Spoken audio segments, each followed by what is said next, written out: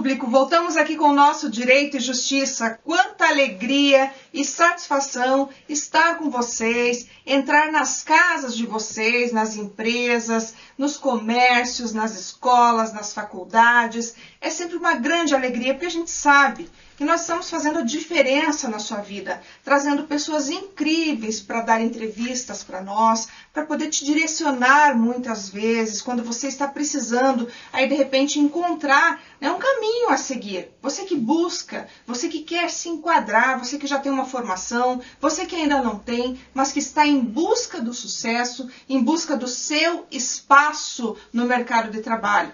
Então hoje, gente, como não é diferente, não vai poder ser diferente, a gente traz aqui um convidado que é um grande amigo meu, uma pessoa incrível, uma pessoa que eu admiro muito e que tem uma carreira formidável, tanto aqui no país quanto também no exterior. E vai trazer para você aí uma grande oportunidade para você compreender esse cenário de trabalho que ele desenvolve. Eu não vou falar quem ele é ainda, porque você precisa ficar curioso para nos esperar voltar, né, no nosso retorno, depois dos comerciais, e a gente efetivamente começar a conversar com ele. Então eu quero que você fique curioso e nos espere. Além do nosso convidado especial, nós temos também as nossas colunas, que são as colunas do Ney Daniel, que te atualiza em relação às novidades da semana, aquilo que a gente viu, aquilo que repercutiu no mundo jurídico e que faz com que você também consiga aí correr atrás do seu direito. Além disso, temos a coluna do Matheus e Tiro de Castro com a economia no Brasil e no mundo, que também te coloca a par das novidades, das atualidades que dizem respeito a esse mercado econômico, a tudo que impacta no nosso bolso.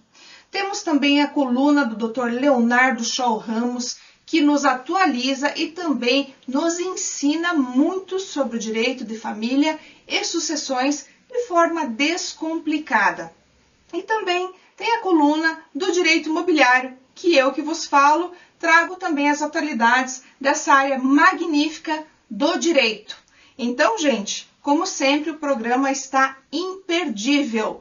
E para a gente começar com o nosso pé direito, eu vou chamar primeiramente o nosso break. Espera aí!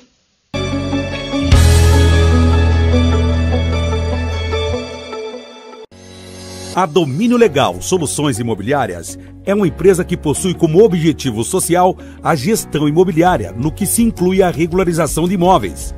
A Domínio Legal Soluções Imobiliárias trata da particularidade de cada cidadão, dentro das necessidades sociais dos moradores das regiões afetadas pela irregularidade imobiliária. Domínio Legal Soluções Imobiliárias. Olá, querido público, como eu tinha prometido para vocês, voltamos então agora com o nosso primeiro bloco e eu estou aqui junto do meu querido amigo, Dr. Hernani Rezende Silva, meu amigo. Seja muito bem-vindo no Direito e Justiça. Olha muito aqui, ó. obrigado, o ciúme dela. O ciúme aqui do nosso... Esse aqui, doutor Hernani, inclusive, é o Xodó. E ele é o nosso mascote aqui no programa. É o sabe? pet da família. É o pet da família. Ele não pode faltar, porque o nosso público já está acostumado com ele. Até pergunta quando ele não está, acredita? É querido. Então, ele só é meio ciumento, é temperamental, mas faz parte, né?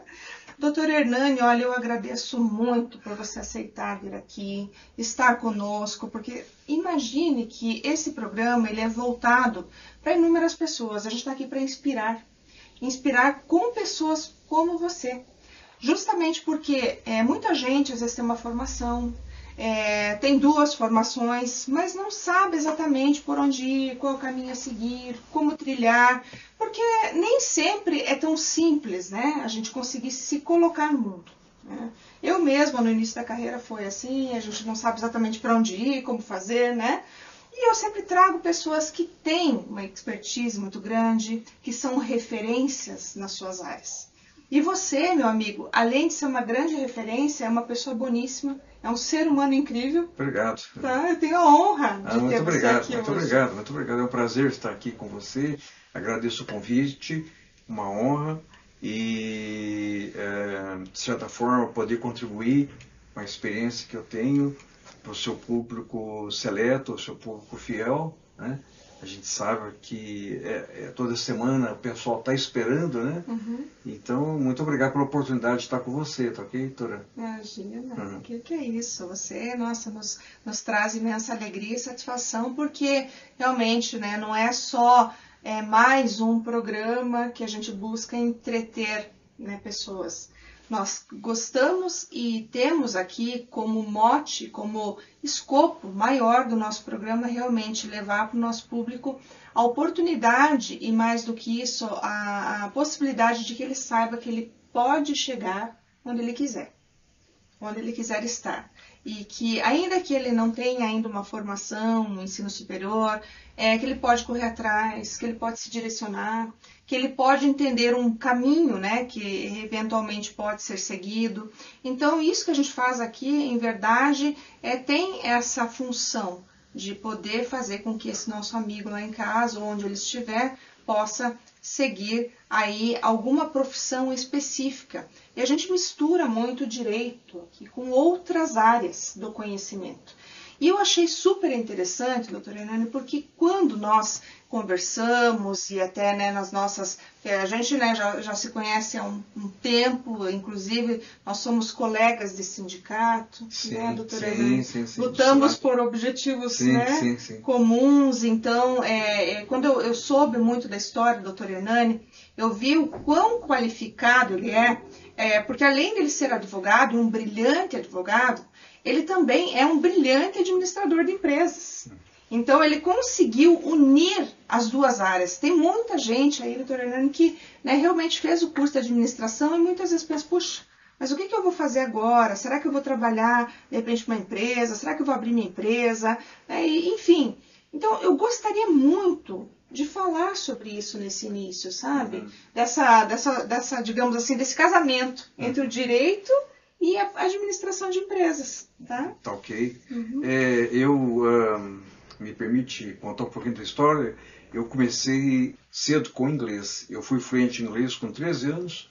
Com 17 anos eu era fluente pela Universidade de Michigan, já diplomado. E naquela época o meu objetivo era ser um professor de inglês, tradutor e intérprete. E eu consegui, com 17 anos, diplomado pela Universidade de Michigan. E depois se selecionando embaixadores, técnicos estrangeiros, né, implantação de indústrias, eu percebi que o inglês, a rigor, ao trabalhar como tradutor e intérprete, ele deveria ser melhor entendido como uma ferramenta para alavancar negócio em outras áreas. E também, nesse curso, eu descobri que eu era mais talhado para negócios. E aí eu entendi que quanto mais conhecimentos você tivesse, múltiplos conhecimentos, todos ajudariam nos negócios, né? Então eu comecei pelo próprio inglês.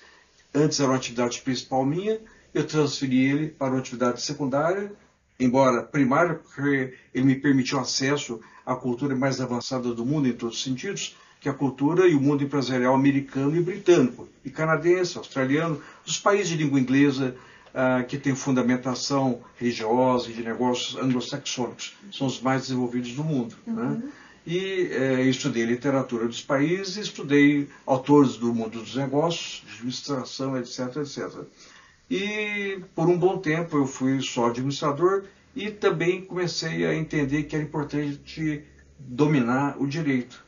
Cursei faculdade de Direito e me tornei um advogado a posteriori. E a rigor, eu uso todos esses conhecimentos para trabalhar como consultor empresarial de negócios. Uhum, né? Uhum. Às vezes eu milito só como advogado, às vezes só como administrador. Mas a rigor, o cliente que nos procura, ele procura de forma que você o atenda de forma abrangente, você o atenda de forma, se possível, completa. Quase que um clínico geral no primeiro momento que ele te procura. Então, é muito comum brasileiros interessados em ir para a América do Norte, para os Estados Unidos, notadamente, né, buscando uma vida melhor para si ou para sua família, segurança jurídica para si, para os seus negócios. E então, aí eu oriento desde a mudança, o tipo de visto, adequado para o perfil da pessoa, para o desejo dela, escolas para os filhos, vistos de estudante ou não, tipo da corporação que ele vai abrir lá, né? Se é uma corporation, se é uma LLC, e etc., o Estado, assim, um business plan para o negócio dele. Então, a gente faz uma viagem com a pessoa, fica 1, 2, 3 semanas, ou talvez mais 1 ou 2 meses, para a pessoa entender se é aquilo mesmo que ela quer, para que seja feita essa mudança sem trauma e que seja feito da melhor forma possível. Então eu acho que isso tudo é muito importante e essa experiência fora é muito rica, né? Lá fora é muito, principalmente nos países desenvolvidos, tipo Japão, né? É muito importante você perceber que a sociedade ela mais compartilha do que compete entre si. Então, há uma cultura de compartilhamento de informações, de referência aos antepassados, aos idosos, que são fontes de sabedoria. E a doutora Débora, ela personifica tudo isso aí. Então, a rigor desse programa que ela mantém, eu entendo ser de utilidade pública, porque, no mínimo, é um compartilhamento de experiências que ela tem e, além disso, ela busca de outras pessoas visando favorecer esse público que a assiste, que a prestigia. Acho que todos saem ganhando com isso. Mas eu queria aproveitar o momento aqui, se me permite, parabenizá-la e agradecê-la em nome de todo esse público, porque a rigor ela tira um tempo da vida pessoal dela para nos prestar esse tempo dela e compartilhar e enriquecer, né? Com a experiência dela, já disse, e de outras pessoas que ela traz. Então, uma pessoa maravilhosa, abençoada também. Bom, gente, o papo que está extremamente agradável e o meu convidado aqui, com certeza, né, tem muito ainda para trazer, né? Eu, como digo, estou extremamente feliz por tê-lo aqui hoje, mas eu vou chamar agora o Ney Daniel, porque o Ney Daniel me disse nos bastidores que ele tem uma notícia muito importante para trazer para o nosso público. Então, Ney, agora é com você. Olá, querida e apresentadora deste programa, Débora de Castro da Rocha. Muito obrigado por estar aqui com vocês. E hoje os nossos comentários no programa Direito e Justiça se dará aos direitos dos servidores públicos e que inclui decisão sobre desfalques em contas vinculadas ao PASEP. Ocorre que o Superior Tribunal de Justiça, o STJ, por acórdãos, estabelecem a legitimidade passiva do Banco do Brasil em demanda na qual se discute eventual falha na prestação de serviços quanto à conta vinculada ao PASEP dos servidores. O termo inicial e o prazo prescricional da pretensão aos danos sofridos em razão aos desfalques na conta ocorrido no exercício do ano de 1988, ano da promulgação da nossa Constituição Federal. Agora, você, servidor público, quer saber mais? E se houve esses desfalques em sua conta PASEP, então deve procurar um profissional da área. Por fim, se quer saber mais ou encaminhar dúvidas ou sugestões para o programa, então encaminhe uma mensagem para nós em nossas redes sociais.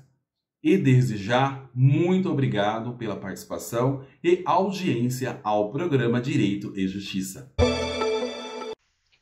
Voltamos então com o nosso segundo bloco aqui com o Dr. Hernani, trazendo tanta informação relevante para o nosso programa, para o nosso público querido.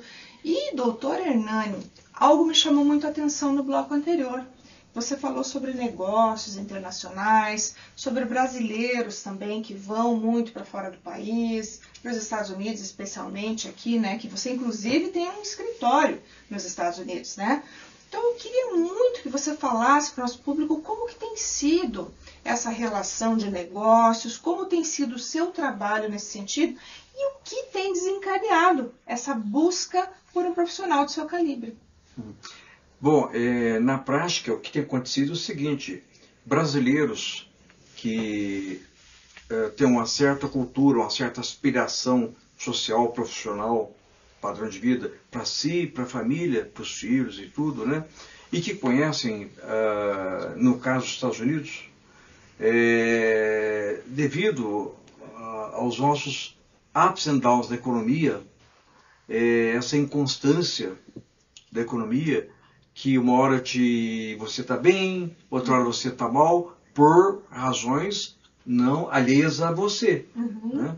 Então, você monta um negócio, concebe um negócio, ele vai indo bem, porque as premissas foram boas, mas é um fator externo, às vezes político, uma coisa assim, e te prejudica, pode te levar até a bancarrota. E, aliado disso tudo, tem a questão de segurança pessoal. Né? Não é novidade que no Brasil, mesmo recentemente, a gente não está tendo mais segurança para andar nas ruas. Você não pode andar na rua, principalmente à noite. O centro de Curitiba e das capitais em geral, né? Você não tem segurança para andar à noite. Você não pode usar uma joia na rua, andar bem vestido como você gostaria, ter um bom carro, enfim. Aí as pessoas procuram ir para os Estados Unidos, principalmente para o sul da Flórida, que compreende de Orlando para baixo. Vem Orlando, Jupiter, Palm Beach, West Palm Beach, Fort Lauderdale, vai descendo, Miami, South Beach, e onde tem uma comunidade muito grande de latinos. Né? Lá o espanhol é quase que a primeira língua ali do sul da Flórida. E você falando português pode se mudar para lá e se dar bem sem falar inglês. Olha só, porque tem um portunhol muito forte lá. E a grande vantagem é que a renda é muito superior à renda daqui. As condições de trabalho, em geral, são dignas. A educação para os seus filhos é de padrão superior, e estou falando de educação pública, paga pelo governo, que faz questão, que obriga que você coloque seus filhos nas escolas públicas ou privadas. Mas tem que estudar. E educação de altíssima qualidade. As escolas normais do sul da Flórida, dos Estados Unidos, são semelhantes à escola suíça, à escola americana, o Andrews, do Rio de Janeiro. Cursos que aqui para o seu filho custaria 6, 8 mil reais por mês hoje. Hoje. Lá é de graça. De graça, entre aspas, porque você paga imposto e é voltado para isso. É a grande diferença. Você paga o imposto que retorna para você. E o governo americano ele tem ciência disso, como o japonês também, né? Que a educação, principalmente a educação de base, começando pela criança, é ela que faz a nação, é ela que faz um povo. Então eles investem fortemente na educação, no elementary school, que é a escola infantil, juvenil e tudo, de qualidade mesmo, o dia inteiro, refeições, material didático, enfim. Para quem conhece que Curitiba é que vai a escola internacional, a escola americana, a escola alemã. Então, e lá você consegue programar a sua vida, ter um estilo de vida, ter uma qualidade de vida. Porque aqui no Brasil, infelizmente, independente do seu poder aquisitivo, do seu status econômico-financeiro, nem sempre você consegue ter o estilo de vida que você gostaria de ter, pode ter, gostaria de usufruir, você não pode. Então, e lá é lindo, maravilhoso, é um país de primeiro mundo. Só quem foi lá, quem desembarca lá, anda lá, entende o que significa país de primeiro mundo. As pessoas me perguntam, falam, olha, quando você descer lá pela primeira vez, assim que o avião abrir a escotilha, você já olha para o parque de estacionamento, você olha a qualidade dos carros, só carro novo, carro forte, potente. Né? Aí você vai indo para o hotel, você vai ver, olha a qualidade das moradias, das avenidas, ruas largas, sem buraco, e vai por aí afora. Né? E todo mundo podendo consumir. Para fechar esse raciocínio, as coisas elas são muito fáceis de acontecer. As contas fecham e são muito fáceis de acontecer. Que bacana, Eu entendo que vale muito a pena, então, né, doutor Hernani, por exemplo, se alguém tem a intenção de poder seguir num caminho assim, no sentido de ir para fora do país, fazer um investimento fora, ou mesmo pensar na mudança para esse país, você com certeza vai poder contribuir diretamente com essa possibilidade para essa alteração, essa, digamos, promoção de vida da pessoa. Sim, a gente está aí para isso.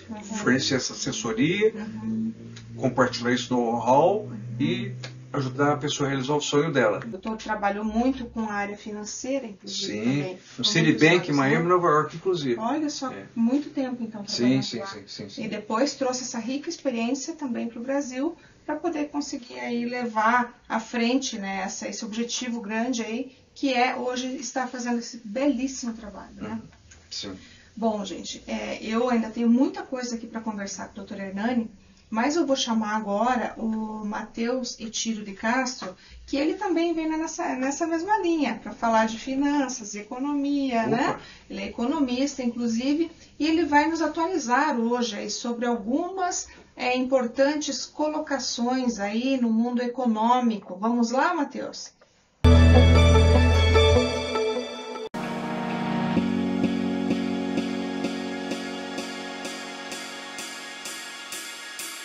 Olá, meu caro amigo telespectador, que está nos prestigiando mais uma vez em nosso plano sobre a economia.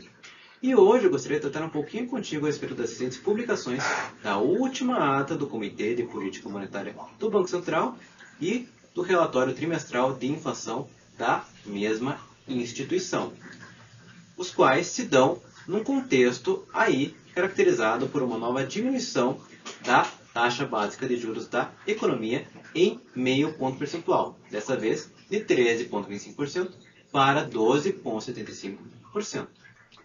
Tais reduções acabam se dando através de manutenção de uma perspectiva de política monetária contracionista, apesar do processo de desinflação verificado recentemente para a economia brasileira. Mas tal manutenção se dá precisamente por tal processo de desinflação ser apenas parcial, dentro daquilo que se convenciona chamar de reancoragem apenas parcial das expectativas de inflação na presença de hiatos, ou melhor, de núcleos de atividade que ainda se encontram acima da meta de inflação projetada para o ano de 2023, que é uma meta de 3%. O aspecto principal, ou um dos principais, dentre os levantados pelo relatório trimestral do Banco Central, diz respeito à revisão para cima tanto do crescimento econômico da economia brasileira, quanto da inflação projetada também para a economia brasileira no ano de 2023. Um dos principais determinantes da revisão para cima da inflação na economia brasileira diz respeito precisamente ao fato de ser verificado um choque de oferta, através do aumento dos preços das commodities agrícolas e energéticas, em grande parte em função de mudanças climáticas, da guerra da Ucrânia e também da política internacional de preços de petróleo, sendo esses importantes choques do ponto de vista de oferta, na medida em que acabam afetando os custos das empresas, na medida em que impacta os preços de mercadorias que entram diretamente na estrutura produtiva das empresas, na estrutura de custos das empresas.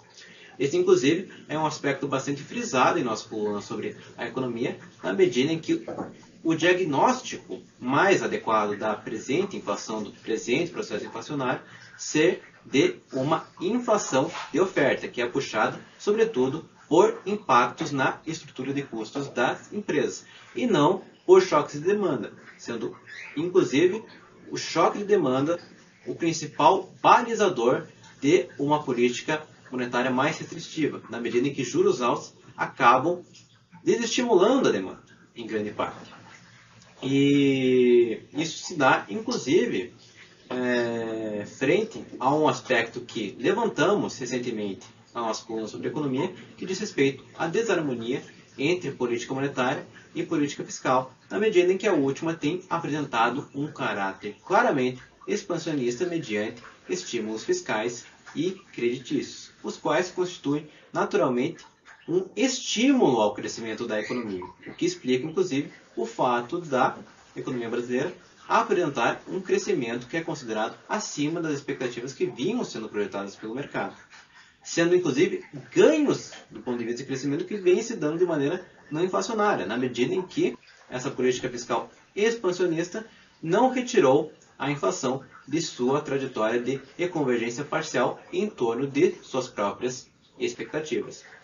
Isso se dá justamente pelo fato da economia ainda estar operando aquém de sua plena capacidade, aquém de seu pleno emprego, o que é confirmado pelo próprio relatório trimestral da inflação do Banco Central, que apresenta um hiato de produto ainda que apertado, isto é, apresenta uma situação em que se vislumbra um crescimento potencial da economia brasileira para o ano de 2023 acima do crescimento real que vem sendo verificado. Ou seja, tendo justamente em vista esses fatores, acaba se corroborando uma interpretação bastante pujante nesse sentido de uma inflação, sobretudo puxada para a oferta, ainda com um espaço maior para afrouxamentos ali na política monetária, justamente em função de ainda haver espaço para que a economia possa crescer de maneira não inflacionária.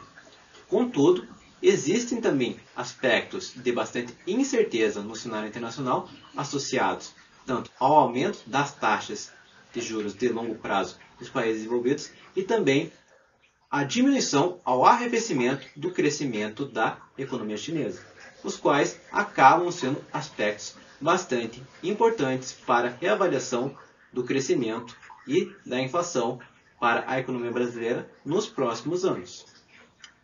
Dentre os aspectos centrais que eu tinha para transmitir a respeito tanto da inflação como do crescimento, eu acabo findando aqui meu comentário, esperando ter te transmitido informações relevantes sobre a economia, meu caro amigo telespectador. Te aguardo até a próxima semana. Muito obrigado!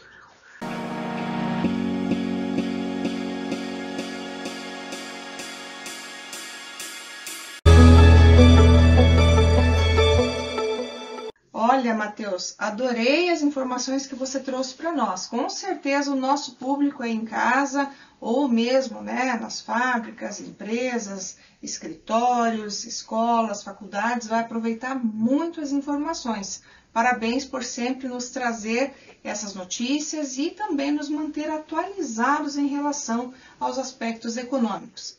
Mas eu ainda estou aqui com o Dr. Hernani, e o Dr. Hernani, ele traz para mim uma boa notícia e mais do que isso, uma informação extremamente gratificante, porque ele também gosta muito da área imobiliária, né, doutor Hernani? Sim, verdade, eu gosto. Temos aí uma afeição em comum, né? Sim. E eu fico muito feliz. A rigor, eu tenho Cresce, eu sou corretor de imóveis e sou também perito e avaliador nacional. Olha só que bacana. Também, né? Além de tudo que já faz, né? Porque, assim, eu tenho uma coluna, doutor, sabe, né? Eu falo muito do direito imobiliário, né? Já Indústria e Comércio, eu vejo lá. Ah, que bacana. Sim, eu leio assiduamente lá. Ah, que bom, fico muito feliz. Eu sou uma apaixonada do direito imobiliário, então a gente sempre tem aí esses colóquios, né? Todas essas informações que sempre são relevantes, porque eu sempre falo para o público quem não mora, quem não precisa de imóvel, quem não precisa saber o que está acontecendo, qual decisão tomar, né?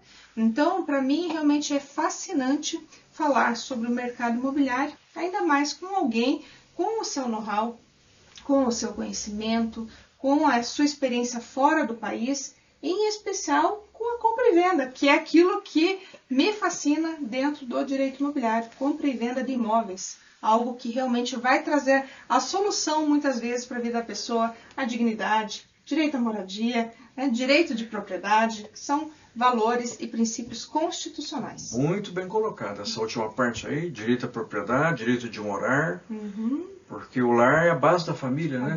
É difícil entender a existência de uma família sem um lar. Sem um lar, exato. É onde você tem suas coisas, onde você desenvolve os seus projetos, a sua vida, é onde você encontra a sua paz, o seu aconchego, né? Então, por isso que eu prezo tanto, né, a questão do imóvel e do direito imobiliário. Muitas pessoas até perguntam, mas por que você foi para o direito imobiliário? Eu falei, olha, é até difícil dizer, mas eu valorizo tanto o direito de propriedade, eu acho que é algo tão relevante, especialmente num país como o nosso, de tantas dificuldades de aquisição do seu lar, do seu imóvel, do seu bem. Então isso realmente é você saber que você pode conduzir alguém para comprar o seu imóvel com segurança, com qualidade, analisando um contrato de forma correta, né? Analisando os pormenores. Isso para mim é algo que não tem preço dentro do direito. É algo que realmente, como a gente diz, viabiliza um dos interesses maiores dentro da nossa carta magna.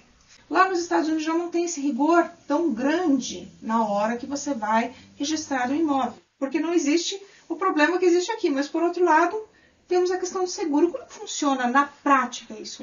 A grande diferença é que lá nos Estados Unidos, diríamos assim, os ilícitos ou as penalidades ou as infrações municipais, tributárias, elas são resolvidas no exercício ou no máximo no próximo exercício.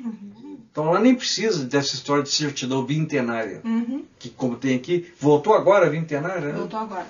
E que é um atraso de vida, é uma coisa terrível.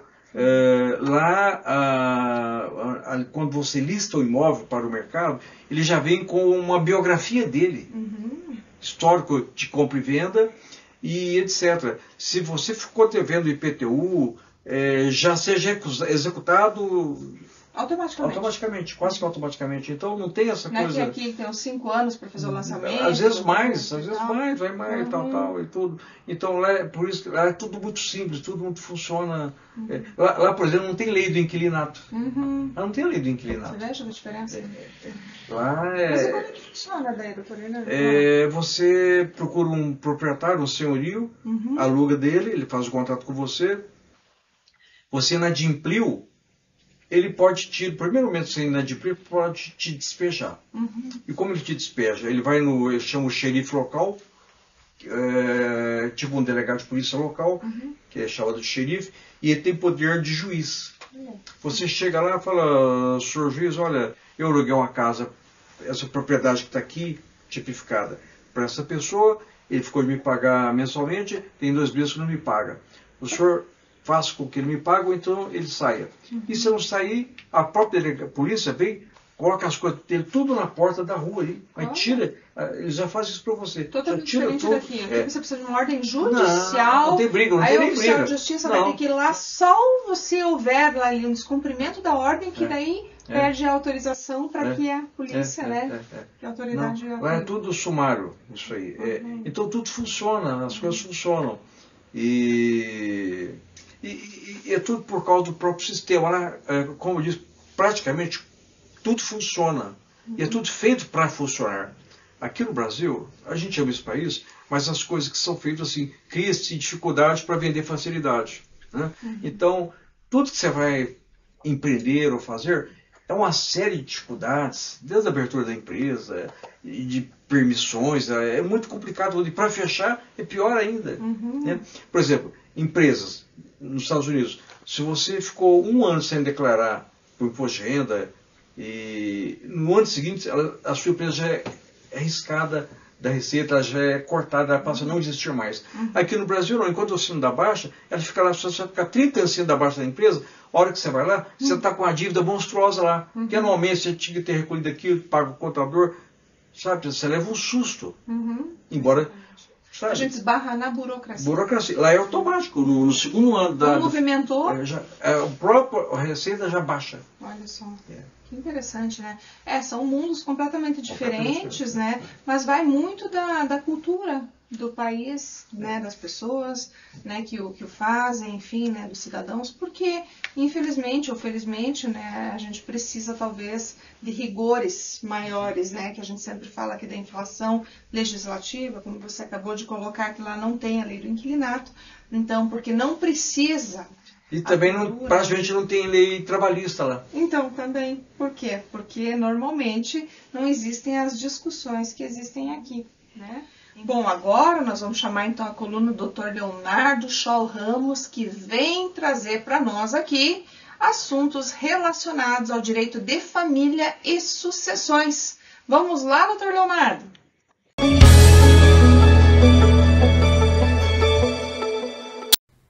Olá amigo, olá amiga, seja muito bem-vindo a mais um vídeo do Direito de Família e Sucessões Simples, o quadro onde você obtém orientações práticas para problemas do seu dia a dia que envolvem direito de família e direito das sucessões.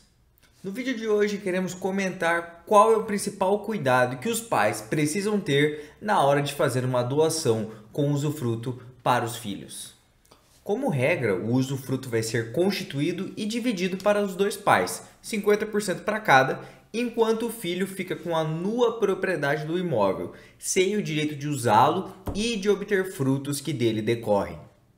Quando ocorrer um falecimento, parte do usufruto vai ser extinto em relação à pessoa morta, ficando vivo com aqueles 50% do usufruto que já lhe foram constituídos desde o momento da doação. Se o intuito dos pais é preservar o usufruto para si até o fim de suas vidas, no momento em que essa doação com usufruto for celebrada lá no tabelionato de notas, no momento em que for feita a escritura pública, os pais devem fazer constar uma cláusula de direito de acrescer. Então, na hora de se fazer essa doação com usufruto, os pais podem e devem fazer uma cláusula de direito de acrescer para que, quando um deles falecer, essa parte do usufruto em relação ao falecido seja transferida para a pessoa viva, porque assim se garante a integralidade do direito de usar e fruir do imóvel até o falecimento de ambos. Esse direito de acrescer é uma substituição reconhecida pela lei, onde uma pessoa se torna capaz de receber um direito por algum motivo específico. Afinal, se a ideia dos pais é preservar esse direito, nada mais justo que eles consigam aproveitá-lo até o fim de suas vidas. Assim, o pai ou mãe que estiver vivo vai poder ter o direito de usufruto em sua totalidade e somente quando falecer, o seu filho poderá obter a propriedade plena do imóvel para si. Eu espero que você tenha gostado do vídeo de hoje e que tenha sido útil para você. Agora voltamos com a programação do Direito e Justiça. Até a próxima!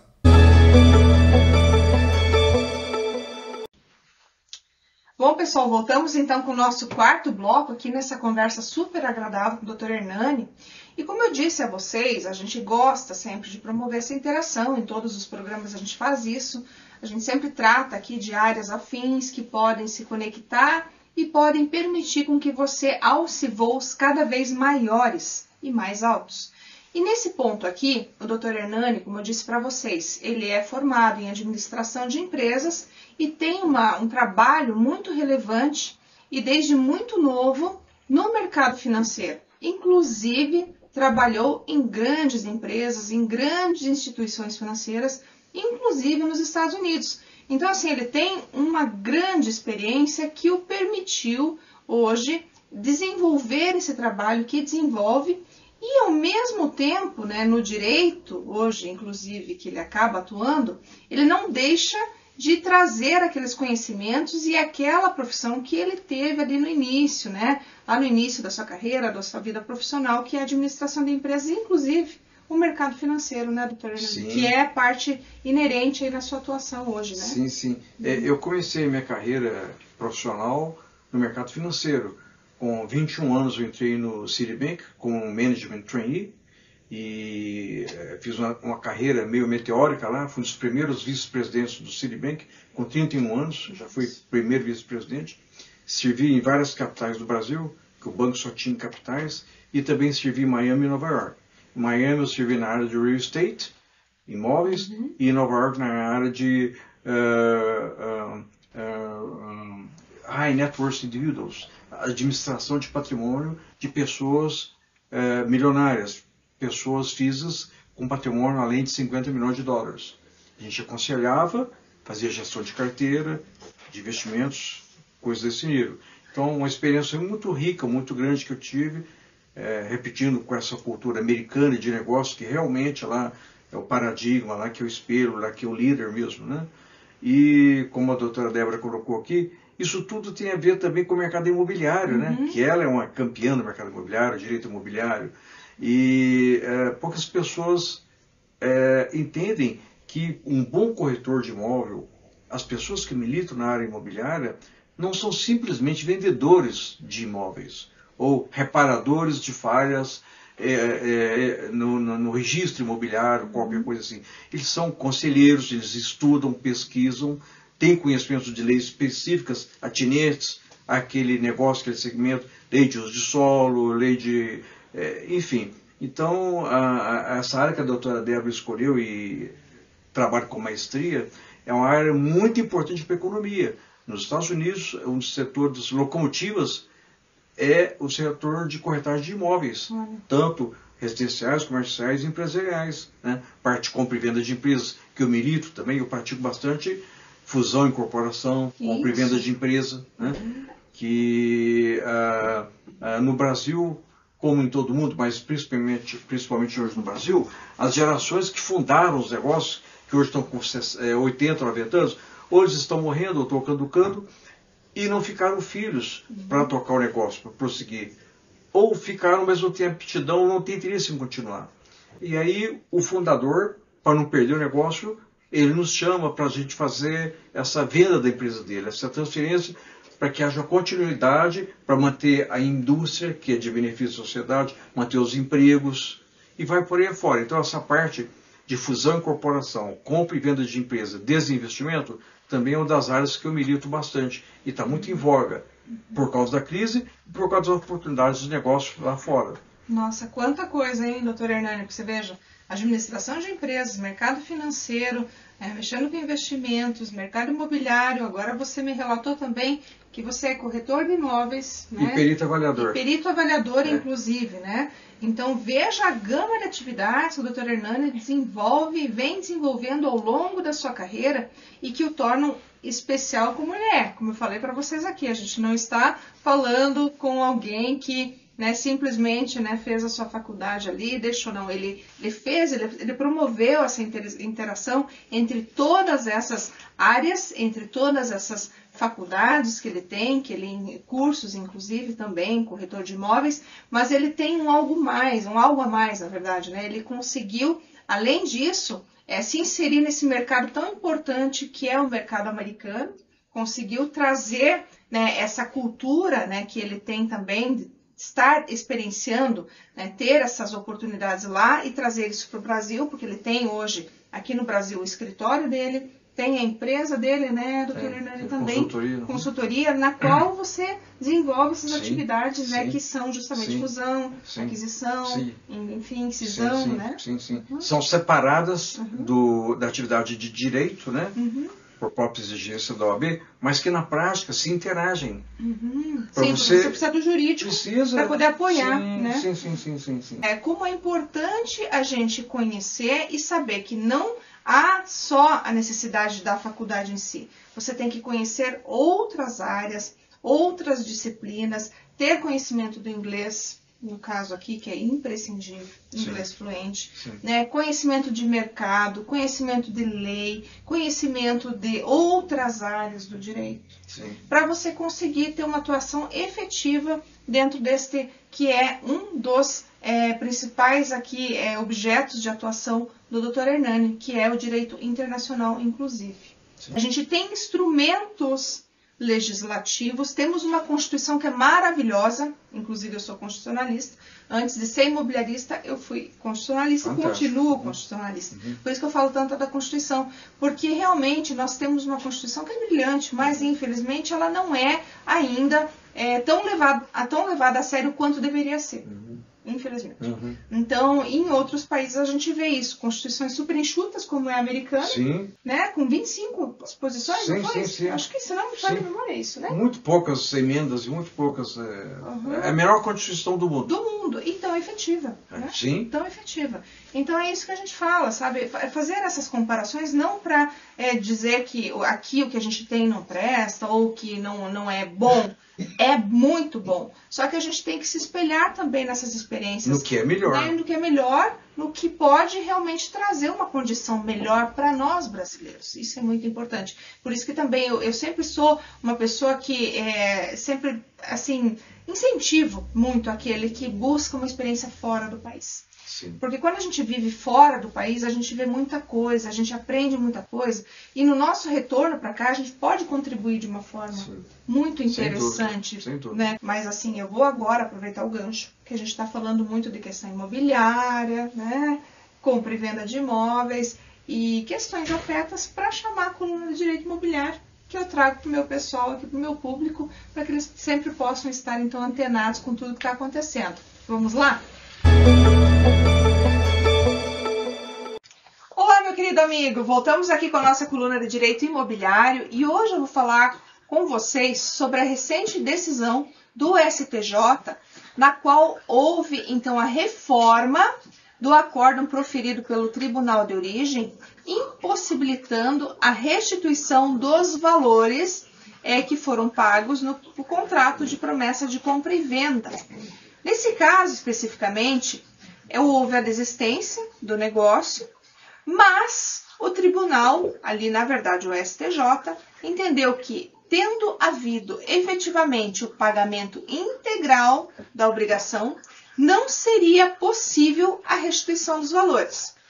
Aí você pode me perguntar, tá, eu acompanho você, eu acompanho o direito imobiliário e sei que existe a súmula 543, sei que existe a lei 13786 de 2018, mas por que isso aconteceu? Não há um direito descrito nestas, tanto súmula quanto na lei, no sentido de possibilitar a restituição dos valores pagos pelo adquirente? Sim. Na súmula, inclusive, a gente pode ver que a súmula ela fala expressamente que se houver culpa exclusiva do vendedor, haverá restituição integral. Se houver a culpa, do comprador, haverá a possibilidade de retenção. A jurisprudência caminhou nesse sentido também, tanto é assim que, inclusive, nós tivemos aí o advento da lei, da 13786, que inclusive ali também deu uma complementação, ou atribuiu uma complementação significativa na lei das incorporações. Então, nós temos sim essa possibilidade de que, se houver aí essa rescisão, seja então devida a restituição, até sob pena de causar enriquecimento ilícito, indevido, Só que neste caso, especificamente, nós estamos diante de um panorama diferente, porque aqui houve o adimplemento integral, tanto da parte do comprador quanto da parte do vendedor. Então, tendo havido esse adimplemento integral, não haveria que se falar, então, em descumprimento ou ainda em insuportabilidade no pagamento da obrigação, que também ensejaria, de outro turno, a rescisão do contrato por parte do comprador. Então, gente, o que eu quero dizer com isso para vocês? Que nem sempre os casos serão amoldados àquilo que a gente já tem. A súmula, a lei ou as leis que nós temos aqui, as duas que falam desta possibilidade de rescisão e restituição dos valores. Então, quando a gente está diante de um caso diferente, como é esse, que houve aí o pagamento integral da obrigação, o que se tem é que nós temos que primar pela boa-fé objetiva. E mais do que isso, se nós permitirmos a rescisão, haveria aí o venire contra factum próprio, ou seja, eu me voltaria contra um ato que eu pratiquei, o que é vedado pelo ordenamento jurídico. Razão pela qual o STJ, então, entendeu que não caberia esta rescisão de contrato. Tá certo, pessoal? Então, vejam que nós temos que nos atentar a essas questões. Vejam o quanto a jurisprudência é mutante, que muito embora nós tenhamos leis, tenhamos súmulas assegurando tais direitos, que aqui no caso seria de restituição, seja integral, seja parcial, que nem sempre elas serão aplicadas, porque cada caso demanda uma análise específica, demanda realmente essa necessidade que nos debrucemos, e em especial, claro, os julgadores.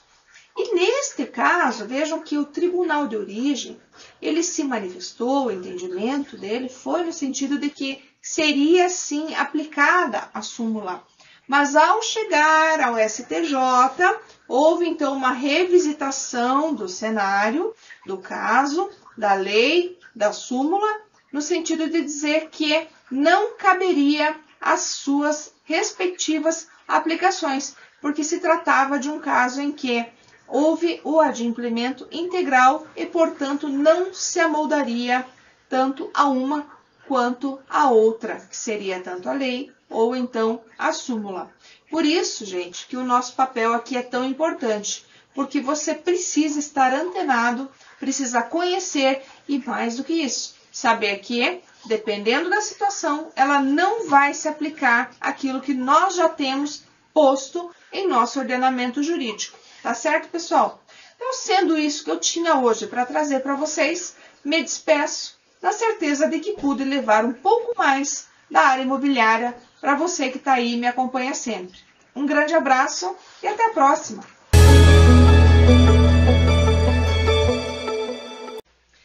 meu querido público, chegamos então ao nosso último bloco, aqui o nosso grande finale com o Dr. Hernani, que nos deu a grata satisfação de estar conosco aqui nesse programa, que vai realmente aí marcar essa temporada de programas que é tão importante para nós aqui nessa casa, e realmente me trouxe aqui uma alegria muito grande justamente por saber que o Dr. Hernani pode contribuir muito conosco aqui no Brasil, com essa sua atividade, com esse seu conhecimento, e especialmente com o meu querido público que me assiste aqui toda semana, né, que nos prestigia, que está aqui acreditando nesse grande projeto que é o Direito e Justiça. Justamente porque a gente tem o mote, né, essa intenção de levar a você esse diferencial, levar a você a boa informação de forma correta, de forma imparcial, para que você consiga refletir sobre muitos aspectos que dizem respeito à justiça, ao direito e também a esse casamento interessante que o direito faz com outras áreas. Por que não?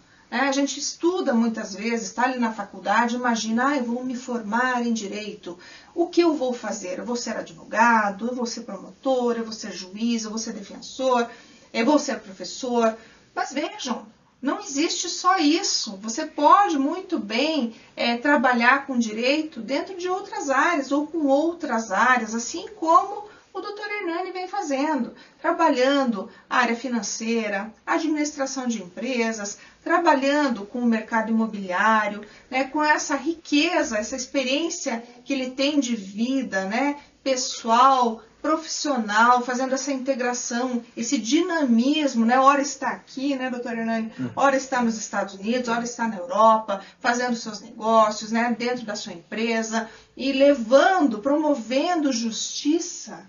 Não é verdade? Quando consegue, então, fazer com que alguém possa estar nos Estados Unidos, exemplificativamente aqui, constituindo seu negócio, né, comprando seu imóvel de forma íntegra, justa, legal. Então, isso, gente, é muito interessante. E vejam que aqui o Dr. Hernani relatou para nós que não foi só o direito que o fez ter esse know-how que ele tem hoje, esse conhecimento, mas sim a soma de tudo que ele construiu na vida dele, aos 22 anos lá, já, né, era fluente em inglês, né, estudou muito para estar aqui, fazer o que ele faz hoje, né, trabalhou em grandes bancos, aí hoje tem também todo esse conhecimento econômico, financeiro, que fazem com que ele consiga fazer esses grandes negócios internacionais. Ou seja, atua no mercado imobiliário, atua no direito internacional, atua no mercado financeiro, conhece fusão, incorporação, cisão. Então, é um profissional completo para o direito e também dentro dessa expertise dele, que é aí uma das primeiras que envolve a administração e o próprio mercado financeiro. Então, gente, eu fico lisonjeada, como já disse para vocês aqui, de tê-lo aqui e de ter ouvido dele tudo isso que ele falou. A gente poder hoje, inclusive, né, caminhar aí em conjunto, Dr. Hernani, porque você está me ensinando aqui. Eu estou aprendendo com você, sabe? Então eu fico extremamente grata.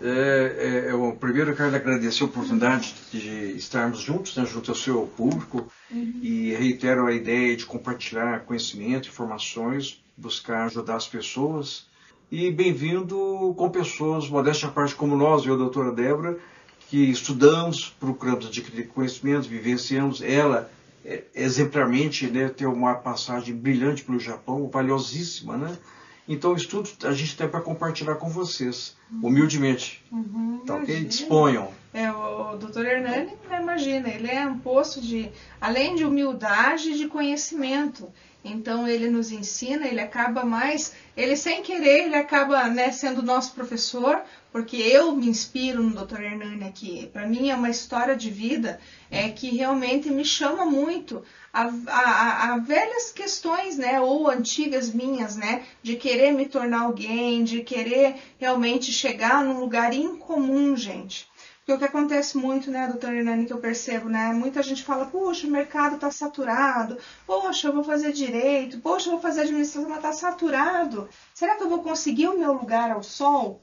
Você consegue, porque se você tiver o seu diferencial, se você conseguir se colocar num lugar onde ninguém está, gente, é isso, você não tem que se comparar a ninguém, jamais. Eu jamais me comparei a alguém ou jamais quis ser mais do que alguém.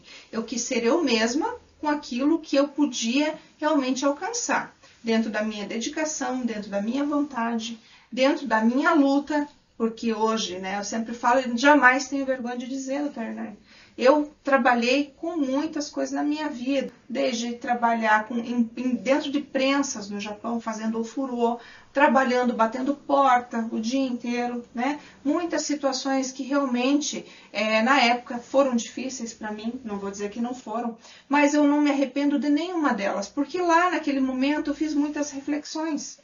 Eu pensei muito sobre aquilo que eu vivia, sobre as dificuldades que eu tinha, inclusive língua, cultura, né? Apesar de gostar da cultura desde tenra idade, com 4 anos eu falava pro meu pai que eu ia para o Japão. Alguma coisa que a gente sabe bem pela nossa conexão espiritual também, né? Sim. Eu já dizia que eu ia, que eu queria ir, meu pai não entendia muito, mas eu precisava estar lá. E quando eu fui, eu me senti realizada.